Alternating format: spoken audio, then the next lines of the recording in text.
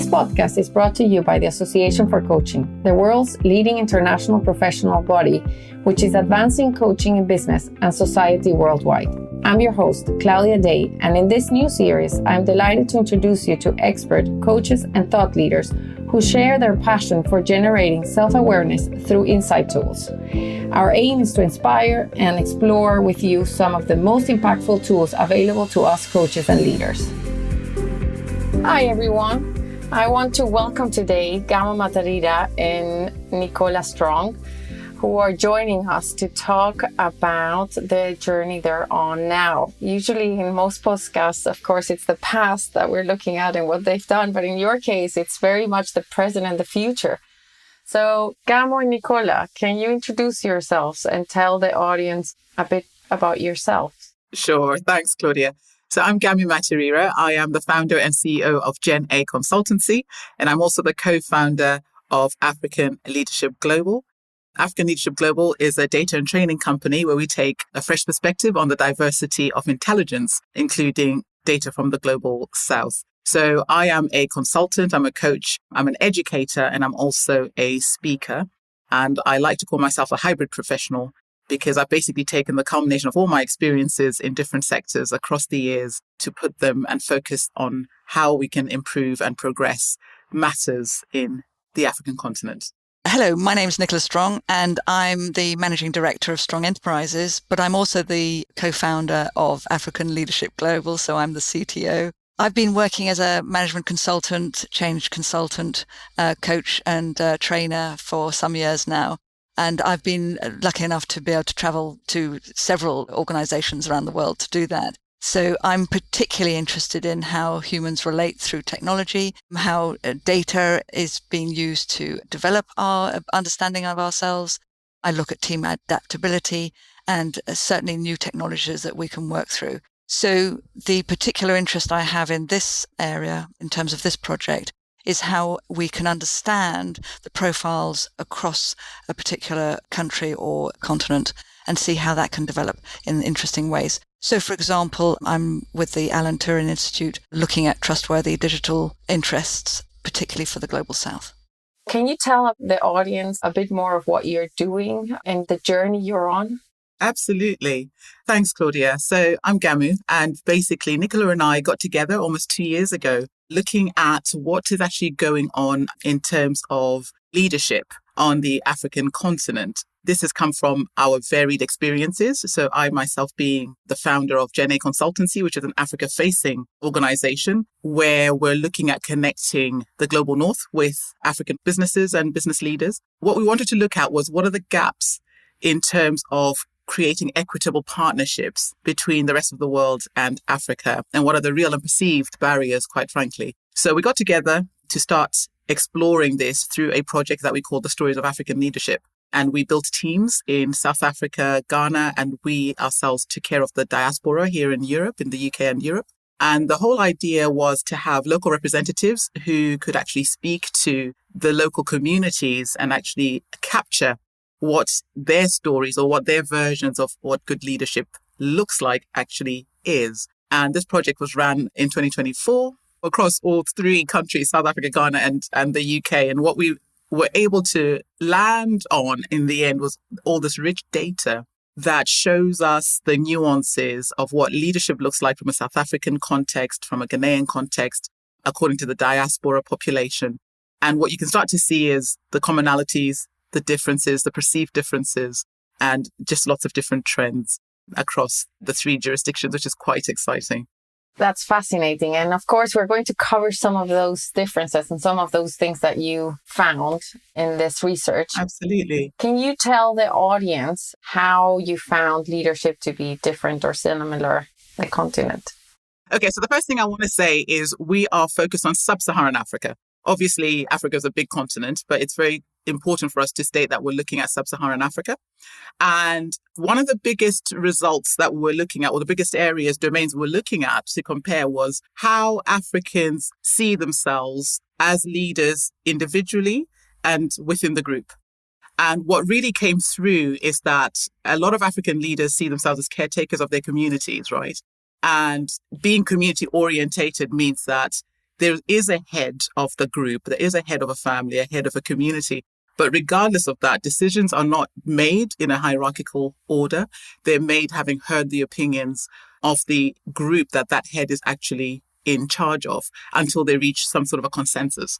And the results showed us when we were looking at the data that leaders who prioritized their personal importance were actually viewed unfavorably, whereas those who emphasize the importance of family, the importance of community, unity, even their teams are perceived more positively. So what we can see is that when you talk about individualism, collectivism, there's a real clear preference for collectivist leadership styles, whether one is the leader or is being led.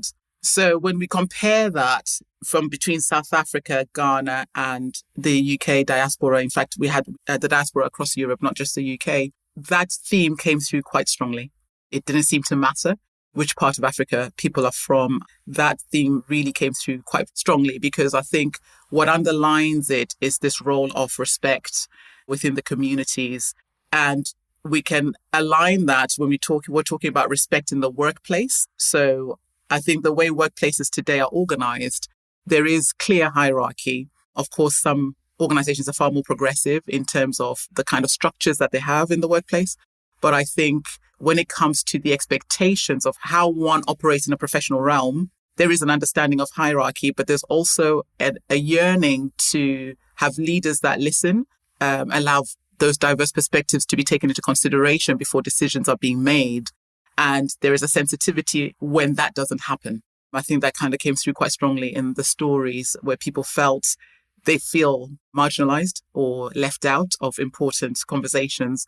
And whether or not they speak up about it, those are their true feelings. And sometimes that's not picked up in the workplace. So it was really interesting capturing the data in story form because these are people telling us their lived experiences, their actual authentic experiences and their views on these issues. So I think in terms of actual values that came out of the community conversation, African leaders want to see leaders and want to be leaders that listen, that are good listeners, that are collaborative, that actually show an interest and an awareness of their people and an openness to others.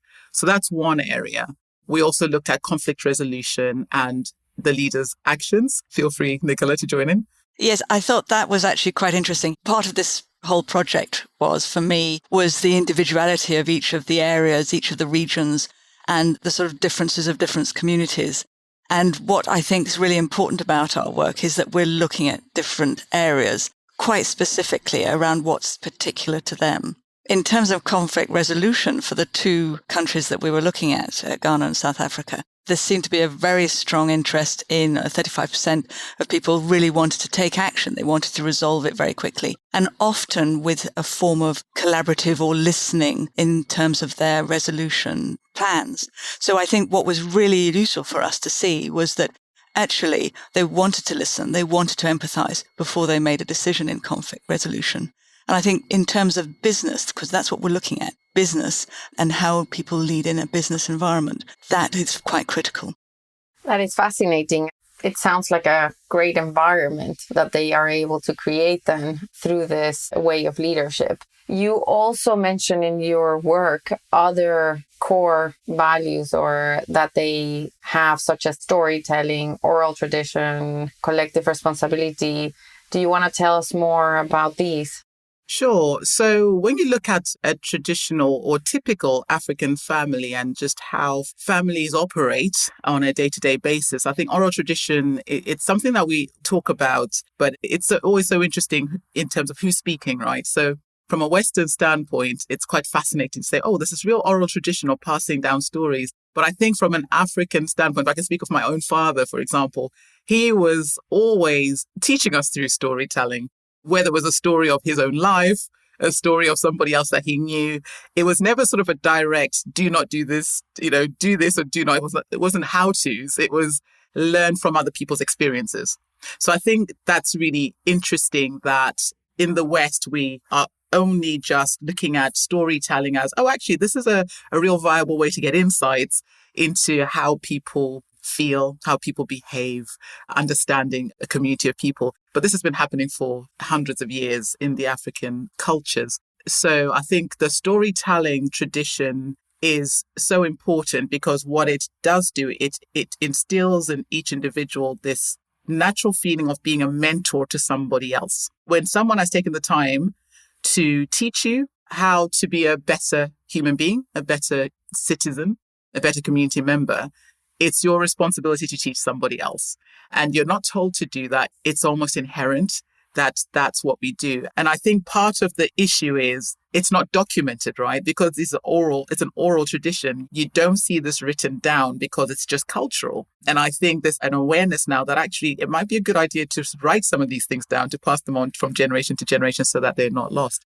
So I think the storytelling is quite natural. So in this project, it was the obvious way to go about collecting people's experiences and understanding their viewpoints on what leadership is, because it's what they love to do. People love to talk about themselves and their experiences and to share. And I think a lot of it is coming from almost a teaching perspective. If somebody else can benefit from what I already know, then I've contributed to my community. I'd love to add an example from my own work. I was sent to South Africa to help develop a particular project. And I was given a team of probably about 13 individuals, all from different communities. Because, of course, in Cape Town, there's a very rich diversity there in many ways and many levels. And I thought to myself, what on earth am I going to do? Because in the 1990s, before Mandela was released, everybody was quite cross. And certainly in this group, they were all cross with each other. So I thought to myself, well, if I can allow them to tell their story of their now in the morning. So a sort of check-in that we would do in terms of how we would invite people to arrive into a session. We did a check-in every morning, and each of them told me where they were in terms of their beliefs, their anger, their distresses, and their hopes. And in that time, they settled down and we could do some more work. So there was something about allowing people to tell their story in the now that helped them, in fact, do the project in a way that they felt healthily could move forward. And I really enjoyed that. That was something that I thought it was actually a real privilege to hear them. It sounds like this teaching side of them, it's almost in their culture that everyone is a teacher by what you're describing. And so everyone in the community is teaching someone else. Absolutely. In one of our conversations, you also mentioned how it starts from early on. I was wondering if you could share that with the audience. Sure. So African families tend to be quite large. So it's not uncommon to have a family with about 6, 8 children, 10 in some cases, 12 in other cases, although, of course, the population is getting a bit smaller in that sense. So I think when you come from a large family, roles and responsibilities have got to be divided out quite early on. So you get young children from the ages of 5, 6. They already know how to cook and clean and fetch water, depending on where they live. If they have to go and fetch water from the rivers, for example, they are so mature. It's incredible, the maturity on them in terms of their thinking, because it's a multi-generational family. So being around people of different ages, different genders, with different experiences within one family, I think can only enrich your experience as a young person. It's sort of like when you have a baby being born and they already have a big brother or sister, and they learn quite quickly because they're observing what's going on around them. So I think the teaching is not necessarily directive. It's partly just being in the environment. I think that's a big part of it. The environment is one of big family, and family doesn't just mean your immediate family either. Your neighbors, the people down the street, the entire community, the whole neighborhood.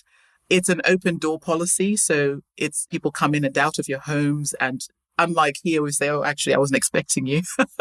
That's not a conversation. People are always welcome, no matter what day or time. In fact, it's taken to offense if you don't visit. If you never go to visit your neighbor, if you never go to visit your family or relative, it's actually taken to offense. You're expected to be seen quite regularly. So I think that's really important in terms of the development of a young person. Nicola and I were having this conversation about, well, what is coaching called in each of these African languages and these communities? Because actually what we're saying is coaching is a Western terminology, but the practice of it has probably been going on in African communities anyway. It just wasn't recognized as necessarily coaching. Similar with mentorship, right? The practice of it has been going on since the African child was a child and growing up into adulthood. What's also important is there's an allowance to participate.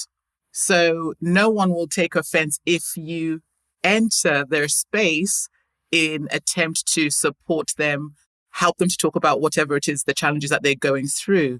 Whereas here in the West, we talk a lot about privacy, or we feel that our privacy needs to be protected.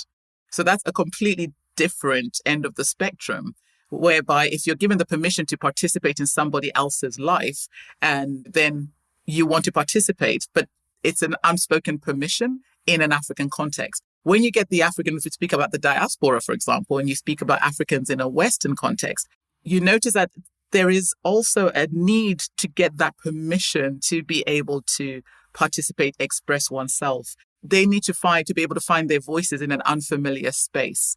It doesn't come naturally because there is this feeling of, I'm not sure if this is acceptable or not.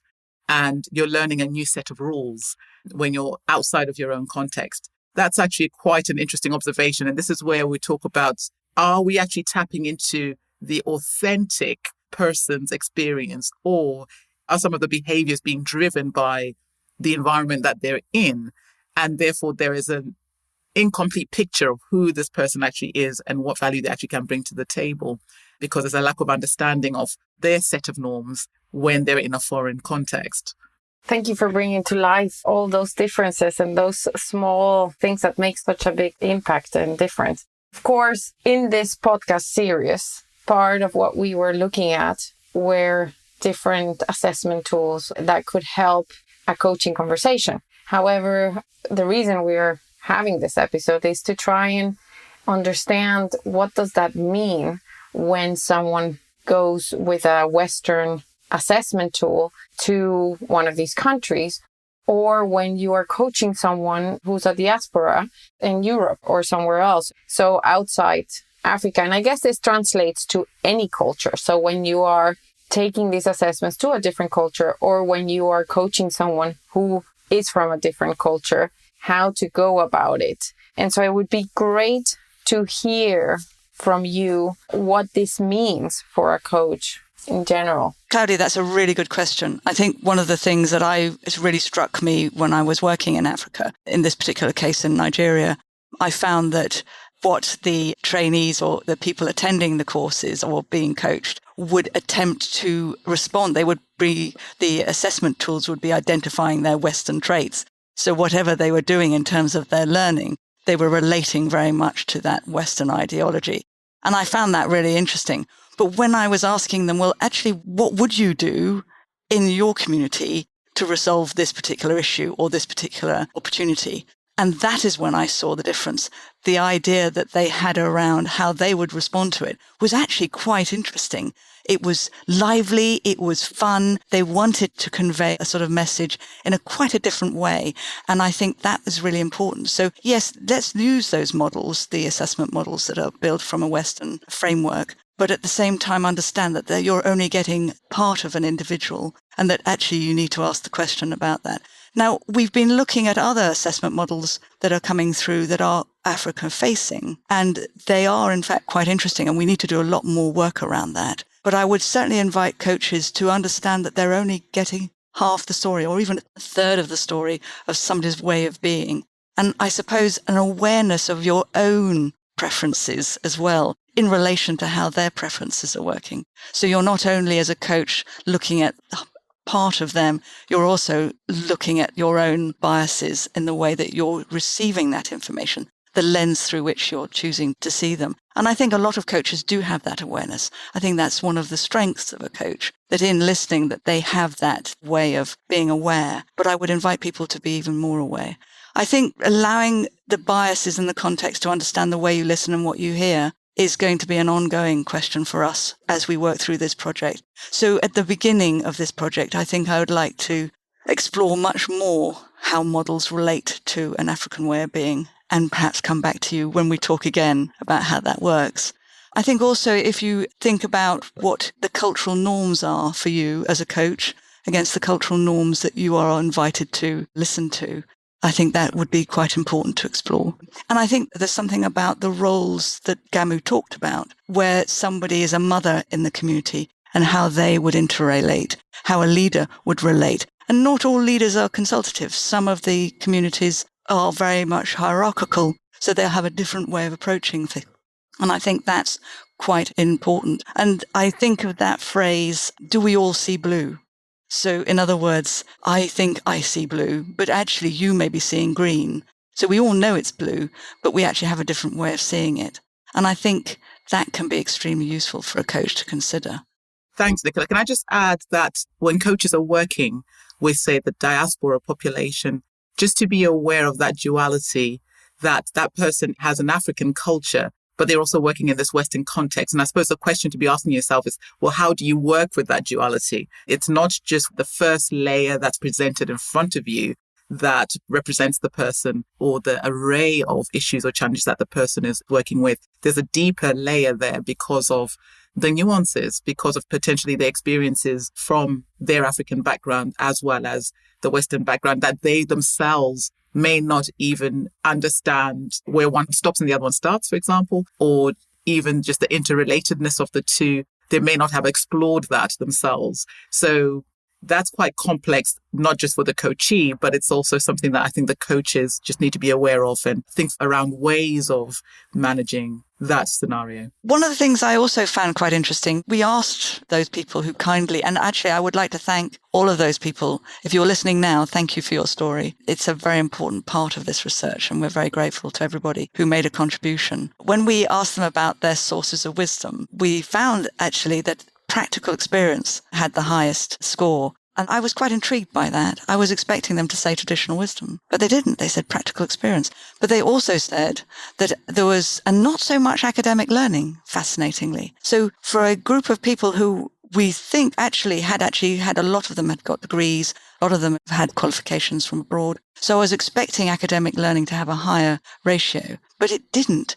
What they did do, though, is they said that the strongest element of their wisdom came from practical experience, a little bit of academic learning, and a little bit of traditional wisdom. And I think that sort of encompassing, holistic view, I think was really exciting in terms of how they were viewing their sources of wisdom. And for a coach, I think that's quite interesting to be aware of. It makes me think, of course, of those companies that rather than hiring in, they try to build their own talent up. So getting their experience from practical experience. And it made me wonder if that's more used in the African continent methodology. Absolutely. Of course, when I was hearing you, the word that came to mind was systems. We know systems are important, but it feels like it is definitely important there to understand well the system and not the system at work, the system at home, all the systems around the people, because they influence a lot the person. And this duality that you described, Gamu, of course, is something very important. It made me think of the research from menopause where there's the ideal worker and we're trying to work towards the ideal worker. And then, of course, the consequences this may have, the burnout, or because a woman is trying to be this ideal worker, and in some way the difficulty in living with a duality. Yes, it can be quite complex, but I think our focus here is where this is different and our approach is different, is what we learn from our leaders has got to be emergent. That's important to say. So where a system imposes limitations, it imposes some sort of a barrier, it introduces obviously levers and drivers as well. I think when you're looking at for what emerges from the individual, you get a much richer perspective of what's actually going on. In my mind, systems are quite limiting, but I also understand that you have to have some level of control of what it is you're creating. There's got to be, some parameters you're working within. But it also is interesting because when we look at the type of leaders we're talking to, there are business leaders who are working in the corporate space, but there are also entrepreneurs. And those two types of leaders are very different. So a business leader is probably quite comfortable working within the system and it's what they know. Well, they're comfortable to a point until, of course, they want to break out and start their own thing. But I think when a corporate leader needs to work within a system because they're getting their directive from someone above them, targets are being set. They don't set the agenda, they follow the agenda pretty much. Whereas when we're speaking to entrepreneurs, they're disrupting the system as they know it, as we know it. And it's actually quite exciting getting to the mind of an entrepreneur because what they're saying is, well, why should this be the limit? Why should there be a limit at all? Actually, possibilities are limitless. And when we're speaking to the African leaders who are entrepreneurs, their starting point almost always is the community. Talk to the community. As you would in any business as you're starting, that is the advisable way to go forward. Go understand your target market. So they go and they talk to the community, understand the community, because the community actually is very powerful. If they do not want you there, you are not getting in. And I think this is something that people need to understand. And even if you do get in, it's not sustainable if you're not welcome there. So trust is a key ingredient of any business relationship or collaborative or partnership relationship you may want to have with an African community. And to build trust, I think you have to humble yourself and you have to allow the group to see that you're making an effort to come down to their level and their starting point and understand them from their starting point rather than imposing your own viewpoints on what would work and what wouldn't work. And you'll be amazed once you're in the amount of natural indigenous knowledge that they're willing to share with you in terms of how things work. And there's so much understanding you wouldn't have had you not been part of the in-group. So it's so important to establish trust in that sense, in whatever process it is that you're looking to establish with the African community. That definitely came through in our results. Yeah. One of the first things we looked at was, to whom did you place value in your leadership story? And we have very high reading on family and community, much less so for the individual, and interestingly for the wider society. And I think that's a reflection, obviously, of today's environment. But the other thing that I think is really interesting that I want to follow on from is that we're also future thinking. So we're not just looking at historical stories. We're looking at experiences that can enable leaders in the future. So the data that we're collecting that we hope will be useful, not just for leaders, but also for people creating products so that they can use it in a dynamic way. So there's something very, very exciting about this now. We are drawing from the wisdom of the past. We're looking at today, but we're inviting people to explore how entrepreneurially they can adapt with their communities. And in that, they can, in fact, form new alliances within the country, within the region, rather than, in fact, always looking to the West for a success story. This is about enabling on the ground, in situ, in a region. It's very, very exciting. It's exciting indeed to learn as well from a different culture. There's a lot, of course, we've learned from the way it is from Buddhism and from a way of being and all of that, and the way it is in the East. So I'm looking forward to hearing those stories and learning more. Gamu, I think here is where my English sort of played on me. I meant systemic approach.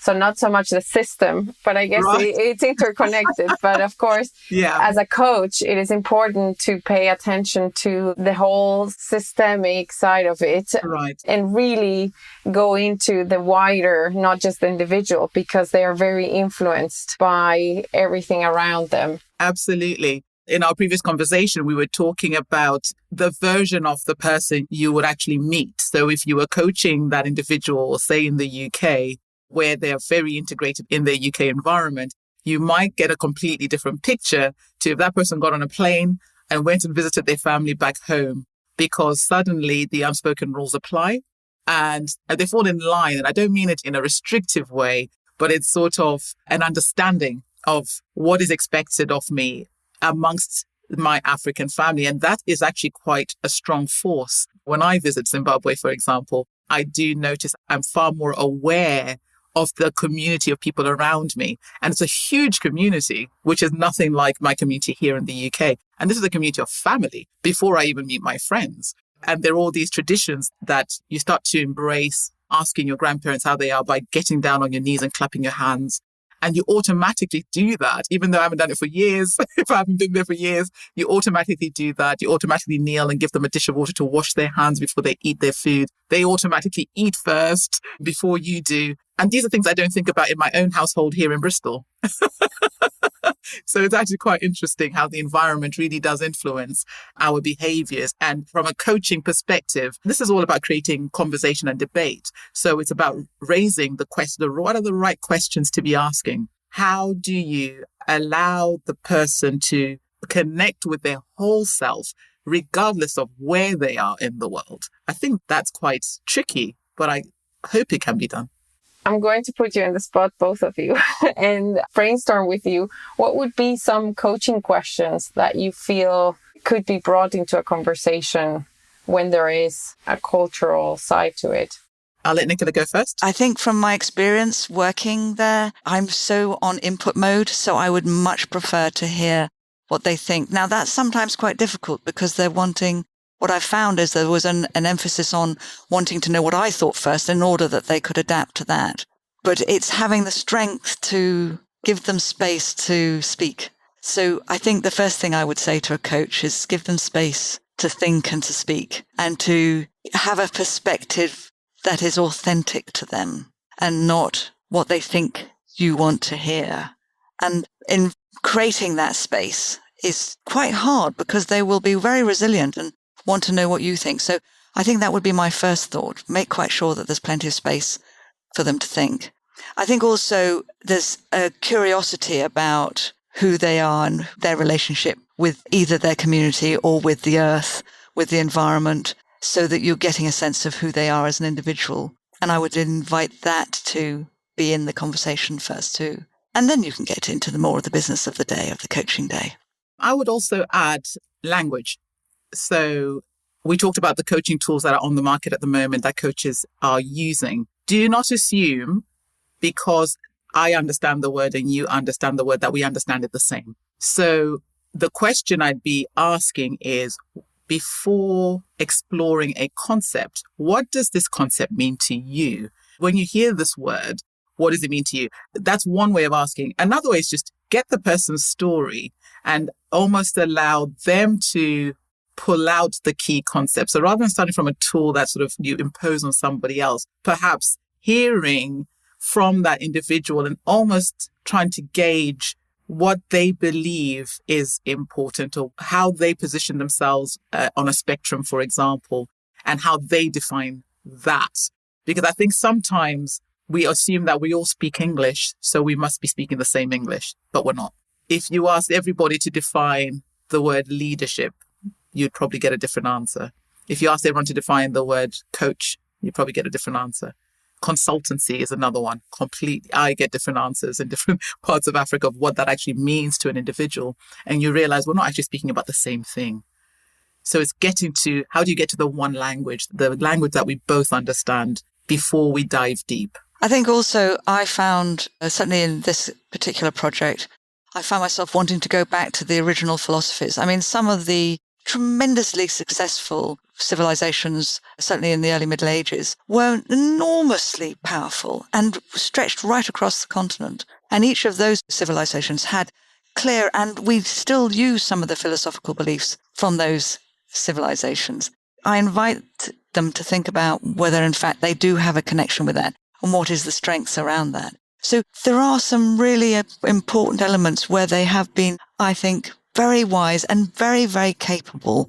And I want that appreciative inquiry, if we looked at the sort of appreciative inquiry model, if you're looking at what we're very, very good at and how we make a decision on how we move forward with that belief system, how we can do the same with anybody who has come from, say, the Nuba or the Shona, or where would we, in fact, go if we wanted to look at some of the ancient wisdom? And I think one, speaking just as an example of one of the African philosophies that is quite well known as the Ubuntu philosophy that really stems from Southern Africa. Although if you strip it down and look at the elements, you can see similarities across other parts of the continent.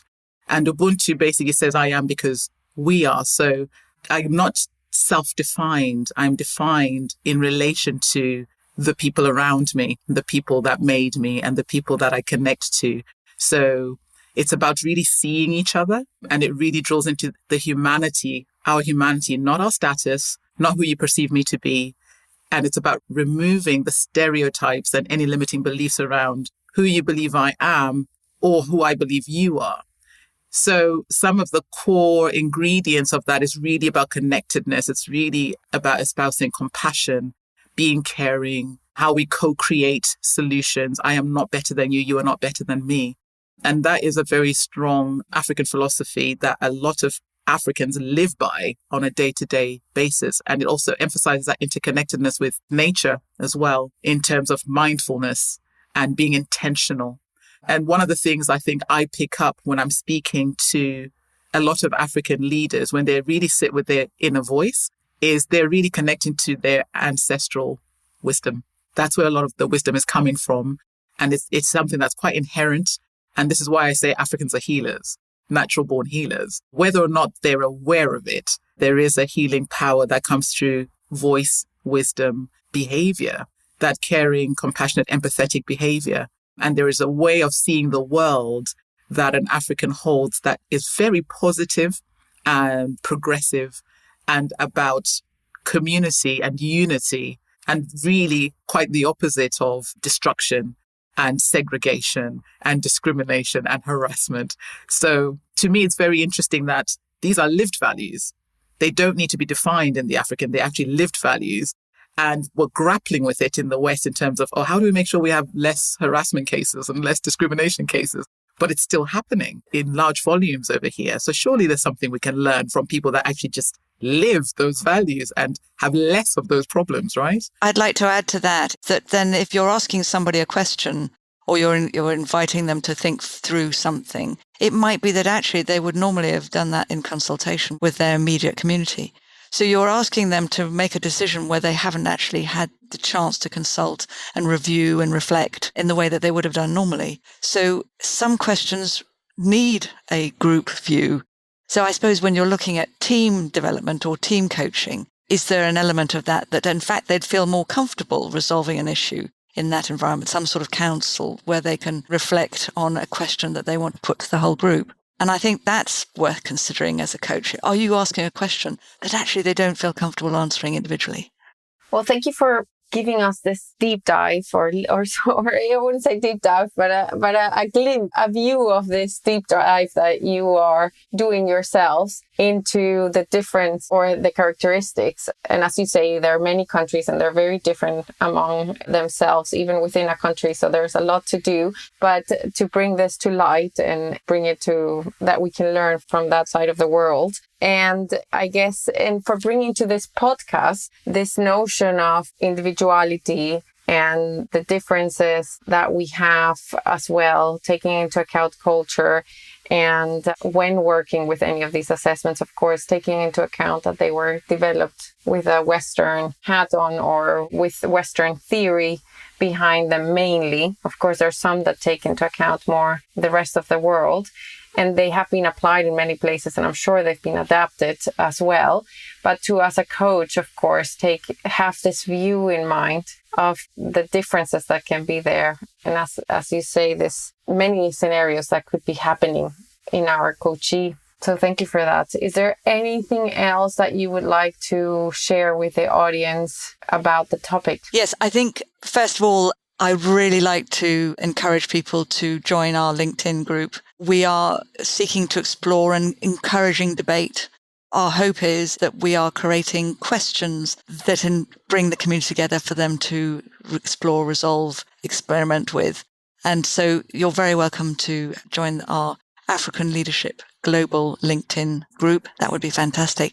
We're also looking at how we can explore this quite specifically in organizations as well. So is there an organization where this particular approach would be insightful? And so that would be something that we'd love to hear from anybody on that.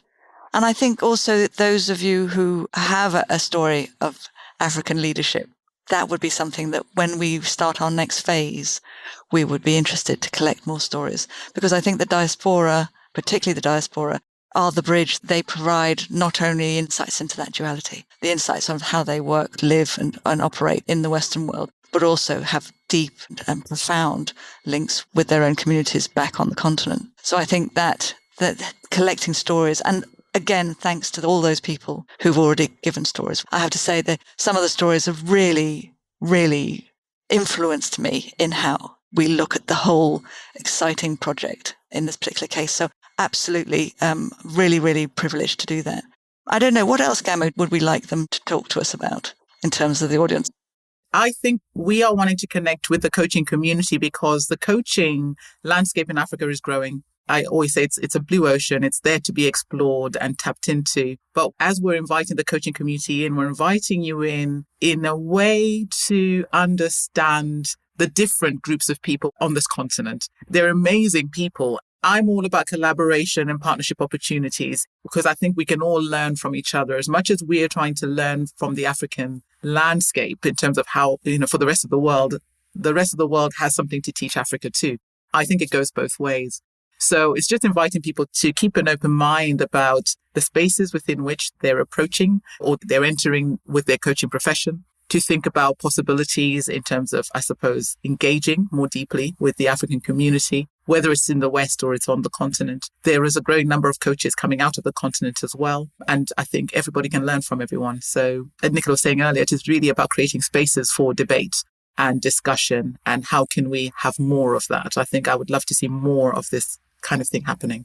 A part of me, of course, wishes in 5 years along the line and you would have all the answers for us and, do assessments over there, should they be different and all of that. But I guess exciting part of catching you in such an early stage is that we can follow you through the journey. So absolutely, definitely nice to be able to follow you on LinkedIn and hear what you are finding as you go. Yes, absolutely. Please do follow us and please do stay engaged, I think is what we're really asking, because we want to go on this journey. It's not just about Nicola and I. We have this consortium of amazing leaders and we're on the journey together. That's the message, we're sending out to everyone. Absolutely. I agree. It's a great journey. I have to say I'm thoroughly enjoying it. And to finalize, could you let the audience know how to find you besides the LinkedIn group, how they can reach you? You can find us on our website, which is www.africanleadership.global. And we also have our LinkedIn page, which is African Leadership Global, that we're inviting everybody to come in to the community and join us. Well, with that, thank you very much. And I wish you all a very good day. Thank you. Thank you, Claudia. Thank you very much, Claudia. Thank you for listening to another podcast by the Association for Coaching. For over 20 years, our purpose has been to inspire and champion coaching excellence, advance the coaching profession, and make sustainable differences to individuals, organizations, and society. To find out more about the AC and our member benefits, follow us on LinkedIn or visit our website at associationforcoaching.com. Explore our digital learning hub and enjoy our extensive library of on-demand webinars, member benefit interviews, podcasts, and a portfolio of live events featuring thought leadership tools, models, and the latest industry trends to help you develop your coaching experience.